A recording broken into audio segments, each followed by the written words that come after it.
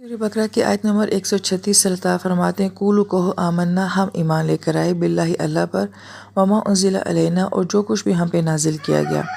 وما انزل الی ابراہیم اور جو کچھ بھی نازل کیا گیا ابراہیم علیہ السلام کے اوپر و اسماعیل علیہ السلام کے اوپر و اسحاق علیہ السلام کے اوپر و یعقوب علیہ السلام کے اوپر والاسباط۔ اب یہاں پہ لفظ اسباط جو ہے یہ سباتہ سے ہے، اور سبات جو ہے وہ سر کے بالوں کو بھی کہا جاتا ہے،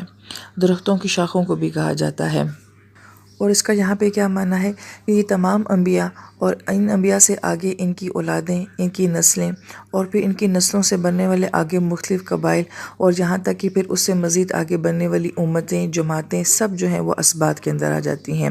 وما اوتیٰ موسیٰ و عیسیٰ اور جو کچھ دیا گیا موسیٰ علیہ السلام کو و عیسیٰ علیہ السلام کو، یعنی کہ موسیٰ علیہ السلام کو تورات دی گئی، عیسیٰ علیہ السلام کو انجیل دی گئی۔ وما اوتیٰ النبیون اور جو کچھ بھی نبیوں کو دیا گیا من ربہم ان کے رب کی طرف سے، لا نفرق بین احد ہم کسی میں بھی فرق نہیں کرتے، ونحن لہ مسلمون اور ہم اس ایک اللہ تعالیٰ کے فرما بردار ہیں۔ لہٰذا جو ہمارے ایمان کا تقاضا ہے وہ یہ ہے کہ ہم تمام نبیوں کے اوپر ایمان لے کر آتے ہیں، اور اگر ہم میں سے کوئی ایک بھی کسی ایک نبی کے بارے میں بھی یہ کہتا ہے کہ میں اس نبی کو نہیں مانتا، یا اس کی کتاب کو نہیں مانتا، یا اس کی تعلیمات کو نہیں مانتا، یا ہم کسی ایک نبی کا بھی اگر اکرام نہیں کریں گے تو گویا کہ ہمارا ایمان قابل قبول نہیں ہوگا۔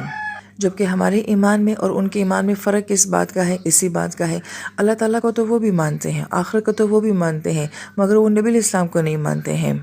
لہٰذا ہمارا ان سے کلیش یہی ہے کہ اگر آپ سب کچھ مانتے ہیں مگر نبی کو نہیں مانتے ہیں تو آپ کا ایمان نہیں ہے۔